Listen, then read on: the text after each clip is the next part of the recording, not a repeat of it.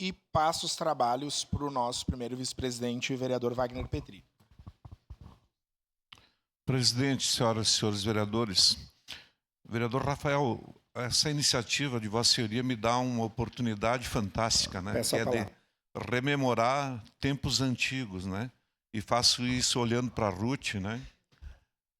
Eu fui coordenador, Edson, lá do grupo de jovens da Igreja do Bairro Cruzeiro, né? Aliás, minha vida política começou ali, no grupo de jovens da Igreja do Bairro Cruzeiro. E até hoje eu lembro quando nós levávamos o Dr. Ordovás a fazer palestras lá para a nossa comunidade.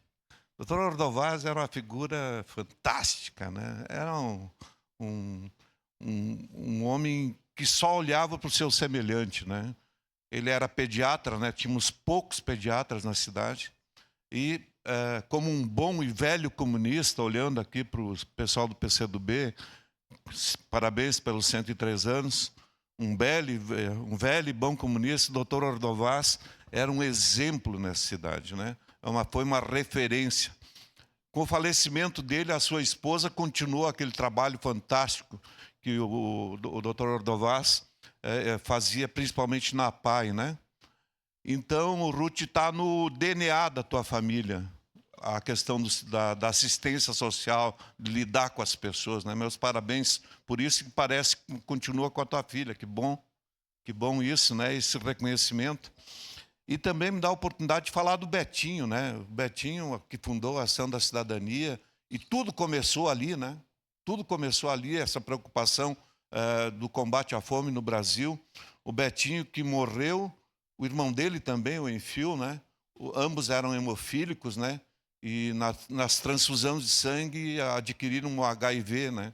Vieram a falecer os dois, porque à época ainda não se sabia, né? Que o vírus estava ali incrustado no sangue que era doado em razão deles serem hemofílicos, né?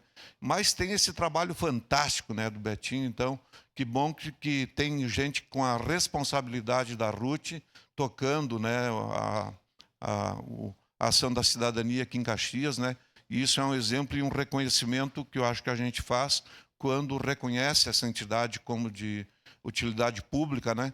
E que possa acessar recursos federais, convênios e assim por diante, né? Isso é muito importante. Então, obviamente que votarei favorável com muito carinho, com muito orgulho, até pela extrema admiração que eu sempre tive pelo Dr. Ordovás. Muito obrigado. Com a palavra, vereador presidente Lucas Carenhato.